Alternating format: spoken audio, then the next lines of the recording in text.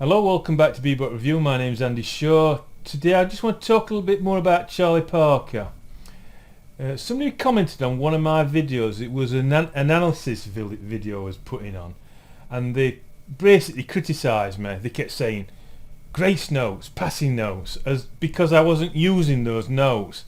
I was using more descriptive bebop terms like M1 and M2 and things. Now I just want to say something about this.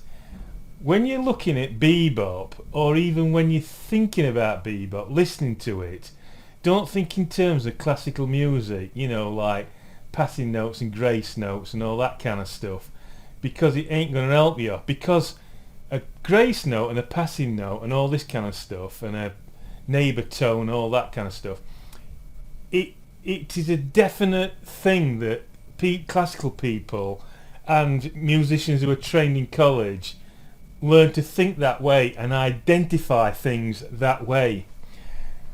And that ain't how it is in bebop. That's why I use the terms that Thomas Owen uses, like M1, M2, M4, things like that. The reason why is because it's a way of thinking. So it's really hard to explain this, and the best way to do it is to actually analyse it, show you by analysing a tune and showing you that what appears to be something very simple like a neighbour tone or an arpeggio, in the bebopper's world it isn't like that. It's kind of like a spiritual thing, if you know what I mean, and it ends up becoming a figure that can be much more, that can be seen to spread out and be much more. Bebop, let me just try and explain bebop to you, right? I've been watching some Adam Neely's videos, right? And all these people, have you seen the one that says how not to suck at music? Really good. It's a real, no kidding, if you haven't seen it, go and watch it, because it's a really good series. Adam Neely, people, what it is people give Adam Neely videos to look at, and then Adam Neely criticises these videos. Now I actually don't agree with some of the things that Adam Neely says. Most of the stuff I do agree with, but there's a couple of things, especially when he talks about jazz. Even though he's been to Berkeley, and he's actually he comes out with some very strange stuff, Adam Neely. On one of his videos, it was question and answer 13. He actually says he can't understand why people want to play jazz. God knows why people try and play it. And which is really very strange for somebody like him. And the question that this person asks is really interesting, I think. It's about education. I'm going to talk about it in another video, because I'm actually going to do a series on it. It's going to be really interesting. But I just want to talk to you now about this way of thinking in bebop, right? People put videos onto Adam Neely's site, and they're obsessed with complex harmony, you know what I mean? And most of them don't know what they're doing. They don't, honestly, if you don't believe me, watch those videos. They put in all these complicated chords in that don't follow any function in music, and Adam Neely's like laughing in a way at him and saying, "You're a man after my own heart, loads and loads of chords that don't seem to go anywhere or mean anything, they just match the melody and tone, which is alright, you can do that, but what it is it's overcomplicating music, right? And the emphasis is not on telling a story, it's on being clever and trying to be complicated with harmony. Now, the best way to explain what I'm saying about bebop and like the spiritual thing about bebop is this. I think the best way to try and explain it is actually in art, in painting, right? If you look at a lot of modern painters now, right, they use a lot of colours what you buy from shops. You go to a shop and you buy these Rhone and these Winsor Newton, all these colours, or whatever it is in your country.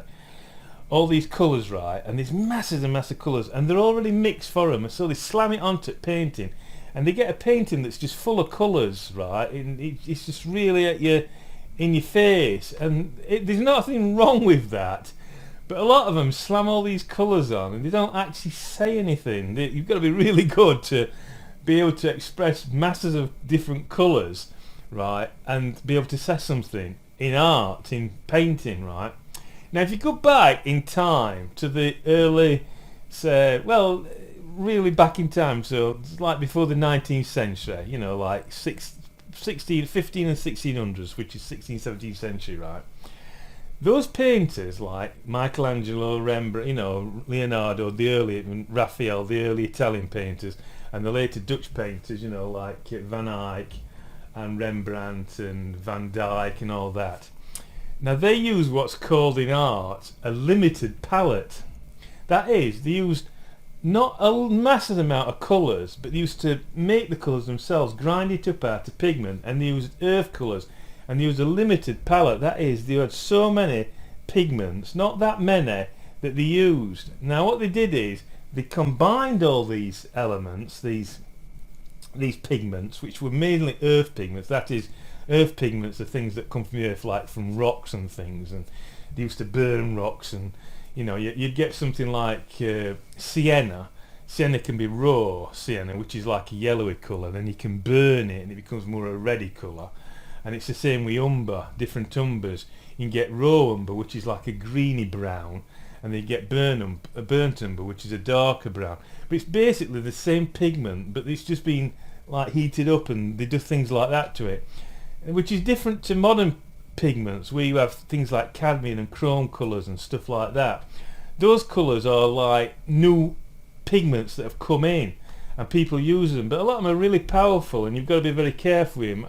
I'm hoping I'm getting this across to you, right? The old masters used a limited amount of colours, right, when they painted. Those limited amount of colours that they got, they mixed together and made more colours, right? But if you look at their paintings, now you might say they're a bit drab, you know, compared to modern paintings, but a lot of them might be drab because of the varnish going yellow. But the thing is, they actually produced fantastic paintings, right? Rembrandt and Michelangelo and all these people, Van Dyck and, you know, whatever. All these people produced fantastic paintings with a limited palette, with not that many colours, and very cleverly, right, blend them together, either through very clever mixing or what's called glazing, where you put, if you don't understand these terms, I'm sure there's somebody on YouTube who's actually talking about the technical stuff about painting, so if you're interested you can have a look at it. But what glazing is, it's a transparent cover you put over another one, and it slightly modifies and it makes that colour glow. I'll give you an example of really good glazing, and that's by a painter called Rubens, right? Rubens mixed two colours together on a painting called I think it's Samson Delilah, right? It's in the National Gallery in London, in England, right? And on this, in that painting, there's a jerking by the guy who's cutting Samson's hair, right? Now that jerkin actually looks as though it's blue. That's what the colour that you see. But if you go right up to the painting, there's actually no blue in that. It's glaze, it's multi-layered glazing, right, which gives that blue effect, that dark blue effect off it. Rembrandt also does it in another painting that's in the National Gallery in London, in the Feast of Belshazzar. There's a woman's sleeve that looks orange. It looks like an orangey colour, and it isn't. Again, it's not orange. It's multi-glazes put together of different colours that give the glow, the effect from a distance in your eye. Your kind of highlight mixes it together as this orange colour. But that's, you know, if you actually go to London like I've done and go and look at that painting close up, you won't see no orange at all. It's just glazing, you know. So that's what I'm saying is these old masters used a limited palette of colours and then combined these colours, right, to produce these lovely paintings, right? When it's very clever, I think it's really clever. Now, what's that got to do with Bebop? Well, Bebop is basically the same thing as the old masters, right?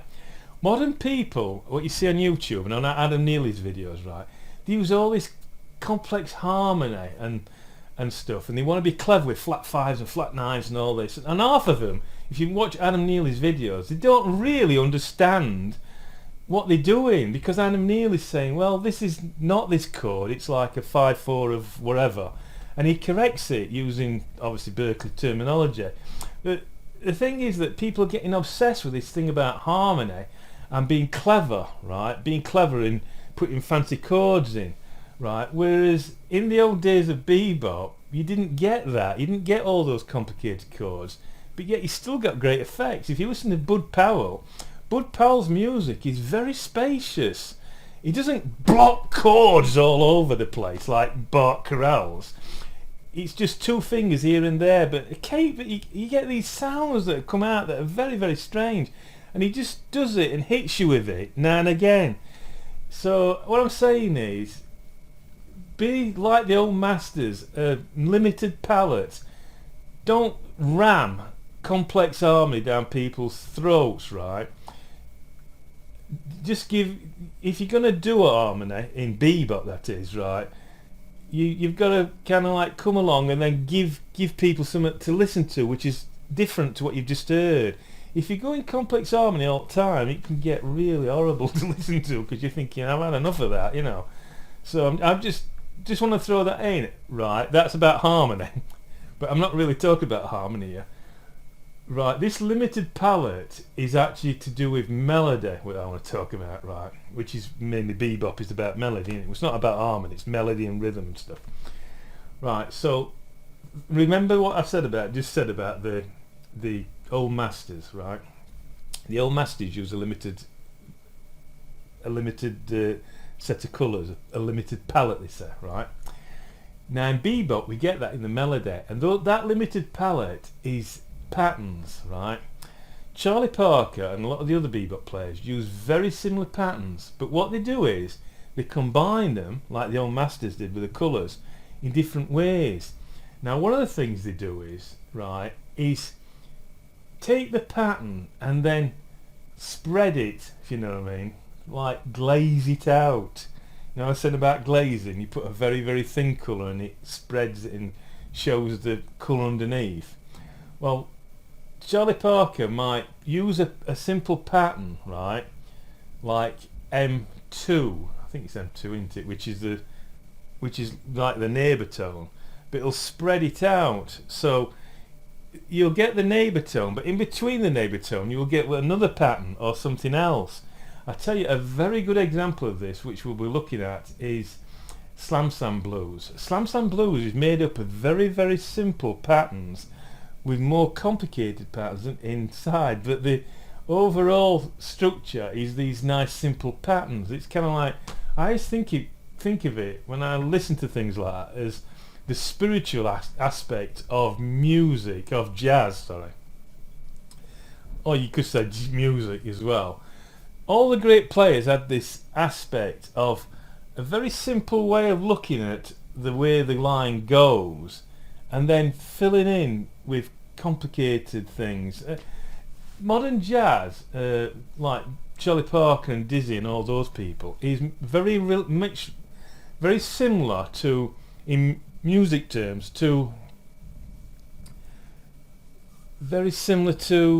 romantic era music, which use a lot of elaboration on the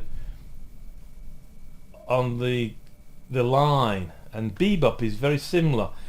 You've got a simple line that's going on, it could be fantastic, some kind of fantastic voice leading line, and these simple patterns that are more spread out with other patterns coming in, and when you see it you're thinking to yourself, it's actually very simple. The actual thought process is simple, but it looks really complicated, it sounds complicated because of all the other stuff that's around this simple line. Now that's different to what a lot of people on Adam Neely's videos do. They're thinking complicated bar by bar instead of a whole aspect. In fact, Adam Neely actually says that. I agree with him. He actually says, you know, think about where you're going, where you're starting, where you're going, and what's actually happening. And that's something you've got to do in bebop. You've got to look where you're starting, look where you're going, see how your story's going to come out, and then you can elaborate your story. Don't just go in, you know, think about how it goes out, and then you can see story. So we'll have a look at Slam Slam Blues, which is only 12 bar solo, Charlie Parker recording 45, and I'll see if I can get it across to you. Okay, so here we are at Slam Slam Blues. This was recorded in 1945, there's the date, 6th of June 1945. Tempo is 70 beats per minute, that's crotchet beats. And this is the beginning of Charlie Parker's solo. Right, so let's see what we make of it. Well, if you look at that, there, see that line there, that's called M2A B, right, from Thomas Owen's catalogue of motives. I'll actually put the motives over the top of this picture so you can see it better. This one here, which goes from G, B to down to G, is called M2A little b, right? So I'll just show you what I'm talking about here. Right, this one here,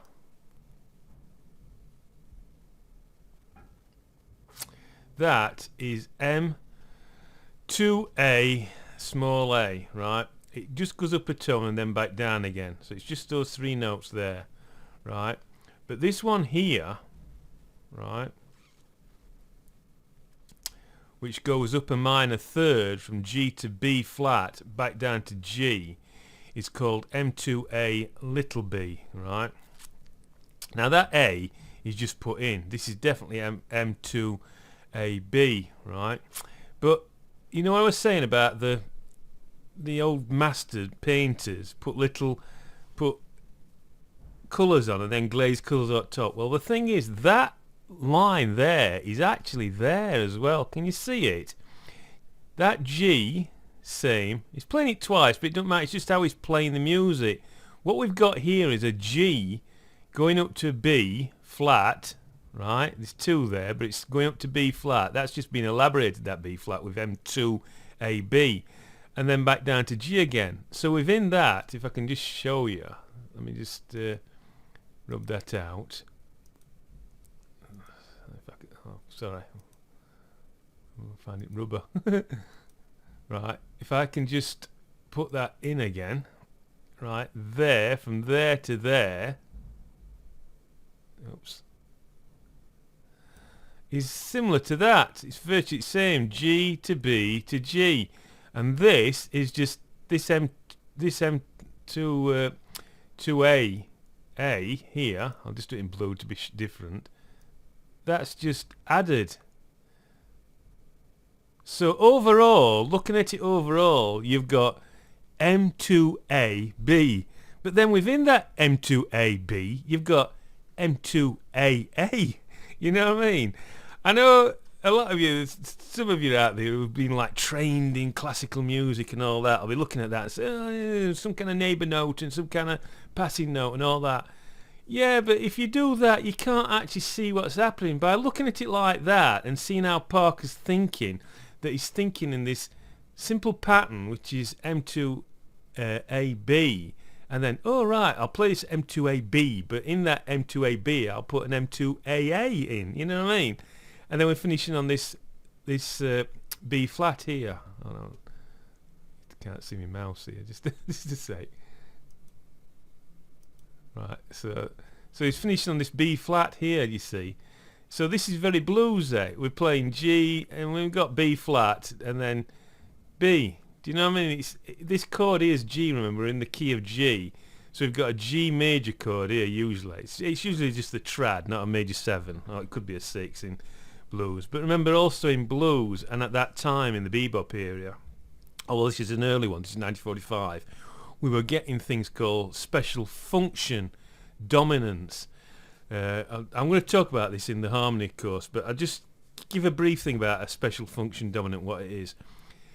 Right, in a blues, the first 4 bars would simply be a G major chord, right? A G major chord has tonic function, doesn't it? Right, you're in the key of G, you're playing the G chord, it's tonic because it's first chord. However, you can also play a G7. Instead of playing the G trad, they usually play G7. Now, a G7 chord is a dominant chord. Now, in a blues, a G7 chord would be called a special function chord. In other words, it would not have a dominant function as it would have in kind of like a, you know, one of the American standards. It would still have tonic function. So it is a dominant chord, but with tonic functions. That's what called a special function dominant. Right, so you get those in this music, right, in blues. Rightio, let me go back there. So as you can see, what I've just said there, we've got this pattern here, M2AB, within this pattern, which also contains M2AA, you know. And all this is basically, within this, all we're doing is playing a bluesy figure. If you look at this, I'll just let me see if you can do this on your own. Have a look at this phrase from here right through to there, and tell me where you think the voice leading is going. Just pause this video and just have a look and see where you think the voice leading is going. Okay? Okay, I hope you've paused the video and had a look. Now I'll tell you where I see the voice leading us. I see everything as just round G. We've got these G's here very strong. We're using this M2AB. So we're going G, G again. We're starting here at this M2 on G, and we're going back to G. Then we're running down this. This is a whole tone scale. We're running down this whole tone scale here to this G. Again, G. So we're all on G. And then we're playing a converging figure that is moving up to this G. Remember, that's a changing tone going to that G. So everything's playing around G. Then we're running up. See that A sharp? That is actually wrong, that note. It should be B natural. So we're running up M1, which is G, B, D. And then what do we hit? We hit another G. So the voice leading, which is G, is still G. And then we're running down. This is D, E, F, G. This is just a minor tetrachord. Right? So we're running down this tetrachord to this C at this side here, which is a converging figure on this B flat, right? But if you look, we've got this converging figure which is going C, B flat. I think that's supposed to be a B flat. But the note that we're really looking at, even though we're running down, is this G again. Can you see? C, G, B flat, G, A, and then it's running down. You know what I mean? It's all G, B, G, B flat, G. So we've got C, G, B flat, G, B flat, G, and then we've got this little figure here, D, C, E, and then again B, C, but then where do we finish? On G. So the voice leading is really G. He's just playing around G. Everything's G with B flats in. So there's lots of B flats as well. So I see that all that voice leading is just simply playing around G, and well, just emphasizing G basically. And the G is the tonic note, remember, in the key of G, so this chord's G, so he's emphasising where we are, you know what I mean? That's what I'm saying about not being too clever. If you put in a lot of complex harmony and stuff, you destroy what this is supposed to be, which is a nice, simple blues. And the complicated part of this blues is Parker's actual rhythmic playing, and the way he brings in the blues notes and the bendings and things like that. That's what makes this solo is so great. He's not being over the top and ramming you with thousands of notes that don't mean anything. He's actually putting in all these G's, which is the tone. So your ear is with him all the way. Do you know what I mean? It's a great solo, this, I think. It's a great solo. Right, so that's basically what I want to show you there. I'm not too bothered about talking too much about that first phrase. It's that part from this first bit here where you can see that Parker's using a larger phrase and then a smaller one in between. Now on this phrase here, which I think is interesting, see this one here, Parker's actually putting quite a few little phrases in, and that is a very simple bluesy line. It's really interesting when you play. When you break it down and take all these elaborations out, it's quite an interesting line, that. So I'll just show you the elaborations. You probably see them yourself actually. Again, it's M2. Parker's using M2. Let's put it in. You've got an M2 there. Can you see? Can you see how the rhythm is complicated? Just a minute, go back to that hand. You see how this rhythm is very complicated, and yet Parker's putting in this M2 G to G A G. Now, a lot of people who studied at college in that, I'll be trying to put neighbour tones in there. You know, it could be a neighbour tone and all this, but it's not a neighbour tone in M2. It's a figure that appears, and it's also here as well. We'll just put it in another colour so you can see it better. See, it's here as well. You see? It's this time it's A, B flat, A, and we've got, he's putting two B flats that he's just bending up, but it's still M2 that, right? And then just here, I'll just do it in yet another colour. We have yet another M2. Can you see? Just there. Up and down. See? M2. So we've got M2, M2, M2. These are all elaborations on the line. And then down here, can we find another colour? Got a black colour, I suppose that'll do, won't it? Just here, look, this is another M2, just here. You see? Up there. That is also M2. So you've got four versions of M2 in just one line, which is really, it's really panning it out, isn't it? Now, what I'm going to do is I'm actually going to write this line down, this here, all this line down again, right? And I'm going to take out all these elaborations, right? And I'm going to write it down as it is without the elaborations, so you can see how Parker's seeing the line, what he's actually seeing in his head as he's playing, and it's all elaboration. You've got to do this with Parker really to see how he's thinking. Okay, so I'll just set this up in Sibelius and copy and paste it into this. I'm actually working in something called Microsoft OneNote at the moment. Okay, so I'm just gonna do it into Sibelius and then I'll show you it. Okay, so this is what that phrase looks like when you take all the elaboration out. As you can see, it's actually quite simple. We're in the key of G. This is bar 6, remember, which is changed to C major. So we've got C major here now, these two bars.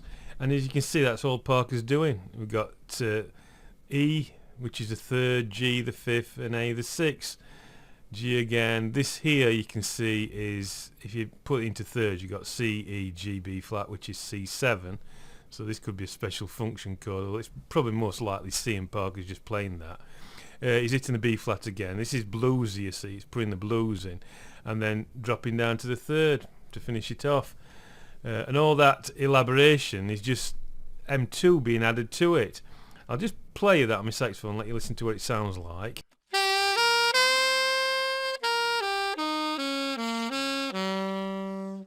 So I'm going to just finish this one off now, because I think you've got an idea of what I was saying about Parker using simple lines and then elaborating and making them complicated, but the underlying simpleness is still there, which makes the music very easy to... Well, I think bebop's easy to listen to. I don't understand why people say it's complicated, because to me it's very, very lovely to listen to and very easy to listen to. So I just want to show you something in the Hellerman book to re-emphasize what I've been saying about the spiritual aspect of bebop and seeing things simpler and using Thomas Owen's motives, which make things much more easier. Okay, so if you remember this comment that Janine Clark left, grace notes, arpeggios. She's wanted me to use standard melodic analysis all the time, you know, use passing notes, all these terms and arpeggios and what, instead of the terms that Thomas Owen uses. Let's just see what happens if you do that, because in Lorne and Hellerman's book, which is this book here by Lorne and Hellerman, Jazz Theory and Practice, which is the textbook for the University of Texas, right, on jazz studies. If we look at Blues for Alice, you can see all the terms, you know, NG means neighbourhood group, you've got APT, accented passing tone, that's appoggiatura, right, which is like an approach note. You've got neighbour tone here, I'm just thinking there's any more, passing tone, anticipation. Let's have a quick look down. A neighbourhood group, chromatic passing tone, neighbour group. Just don't look see if there's anything else. But you can see that it's just full of these things that are really difficult to to see what's happening. I mean, this bit here, it's just ridiculous. You've got a neighbourhood group, a chromatic passing tone. I mean, it's true, that's what they are. Then another neighbourhood group. But if you use Thomas Owen's motives on this, you can see what that is straight away. You see that there, that bit there, that's M5B. Play half a note above and half a note below, and then you move up chromatically. So you've got M5B there, and then this is starting another M5B there. I mean, it shows you much better how Parker's putting his solo together, and you can see the voice leading. You see, they got that F going to that E, going to that D. That's how the voice leading goes with that. See, and then we're going to C there with all these silly standard analysis terms. It's really hard to see anything. Although I've got to say that you should know what all these terms mean, but they're not helpful in analysing tunes, I don't see. Now, let's say that Jeanine's right. This is how it should be done. Well, I can tell you now that the analyst of this solo is playing wrong. Let me just show you what they're saying in part of their text. Right, can you see what it says here? I know I photographed this out of my own book, so looks a bit funny, but you can probably read it. It says, "It is next to impossible to be absolutely certain if harmonic substitutions are actually intended by the performer, or are simply the result of an overly active analytical mind. One can only guess what the artist had in mind at the time, but it is possible to offer an educated analysis and to venture assumptions about the relationship of an improvised line to the given harmony. In this case, Bird clearly seems more concerned about the overall content, direction of the melodic line rather than about adhering to each chord in the actual composition's progression." What they're saying, what these are basically saying is that Charlie Parker's making mistakes because his line, even though it sounds nice, doesn't match the chords, but they don't seem to understand what's happening. If I just go to the Charlie Parker Omni book, you'll probably be able to see the problems that they had. But they don't see what the problem is, but I can see straight away using Thomas Owen's method. So I'll just get the Charlie Parker Omni book. If you look at this line here, right, from 4, 5, 6, 7, both on line 4, sorry. So it's chorus 2. It's basically first solo chorus, first 4 bars of Charlie Parker's solo. You can see that it don't quite make sense. That, you know, B against the, you've got C against that E7, but and Hellman and Lorne can't understand things like that. They just think Charlie Parker's making mistakes. You know, he's more interested in the melodic line than adhering to chords. But actually, if you look at that, it's Parker shifting beat, because if you move that 2 beats that way, right, that C goes on that A minor chord, which makes sense. That E goes on that E7, that makes sense, right? That F sharp is on that B, which makes sense. Let me see, 2 beats here. So you've got the G. So then you've got this here, this A sharp, which is on that F sharp 7. See, if you just move everything over a beat or 2, it all seems to make sense. So Charlie Parker's actually shifting the beat. He's actually playing this part here. See that? If you shifted that 2 beats, see that C sharp there, it goes with that C sharp diminished. You see, it actually makes sense. So Charlie Parker's shifting beats.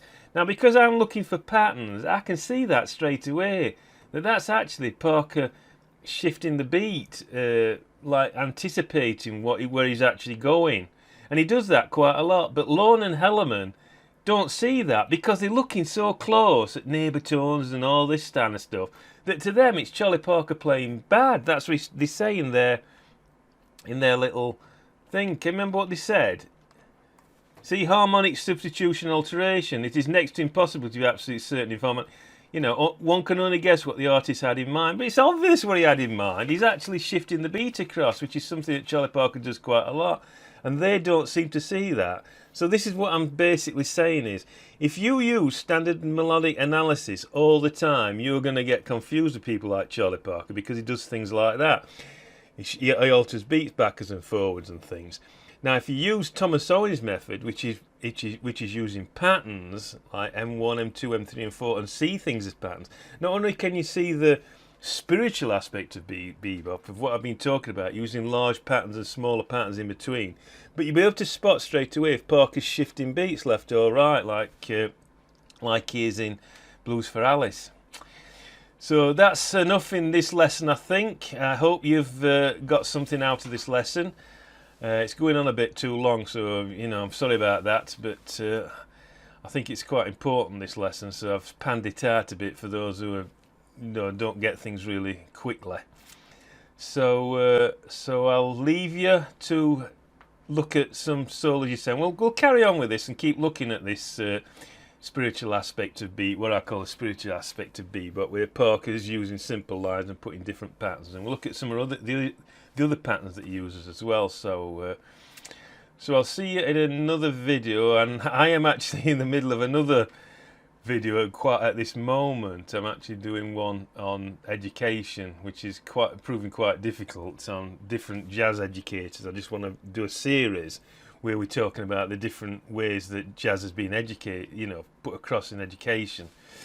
So I'll see you in the next video. Okay, bye.